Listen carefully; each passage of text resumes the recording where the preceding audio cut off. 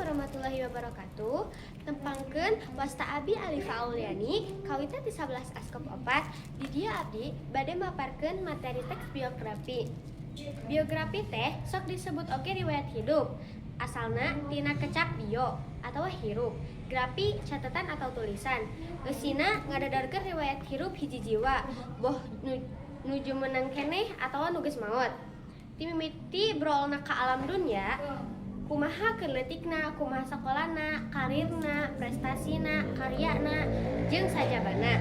Struktur teks biografi ada 3. Orientasi, bagian anu ngajelaskeun ngeunaan ngawanhona eta tokoh, eusina gambar awal tokoh, ngaran, lahir, kasang tukang keluarga.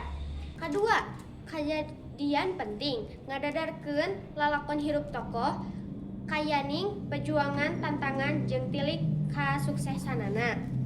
Ketiga, reorientasi, kacindekan anu eusina mangrupa hal-hal anu bisa dijadikeun contoh jeung pesen nuker maca. Biografi dan autobiografi. 1.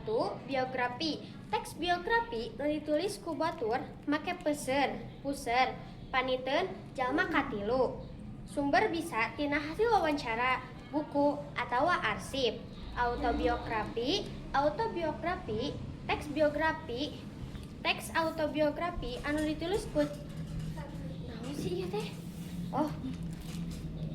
Autobiografi, teks autobiografi anu ditulis ku dirina sorangan, make peuseur paniteun jalma kahiji, sana sumberna tina pangalaman pribadi. Lengkah teks biografi aya 4. Hiji, milih tokoh nu inspiratif. 2. Ngumpulkeun data nu rek dimuat tina sababaraha sumber. 3. Susun kerangka teks biografi. 4. Gunakan bahasa nu ngirut atau menarik.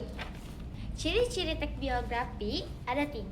1. Direuyeban ku fakta-fakta kahirupan tokoh. 2.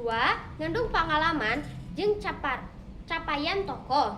3. Ditulis di dumasar sumber nu bisa dipercaya. Unsur biografi dina karangan biografi hiji jalma teh ngandung unsur-unsur. Hiji, identitas pribadi seperti ngaran lengkap, lalandian, atau jujuluk. Anu kadua, kalahiran yang asal usul wawacaran. Katilu, bentuk fisik jeung pasipatan atau karakter. Nu kaopat, riwayat pendidikan jeung pagaweanana. Nu kalima, pikiran atau gagasan. Nu kagenep, karya atau hasil gawe. Nu terakhir,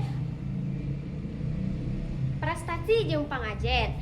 Sakitu wae panteri anu kusim abdi dipihatur. Hatur nuhun kana perhatosanana. Wassalamualaikum warahmatullahi wabarakatuh.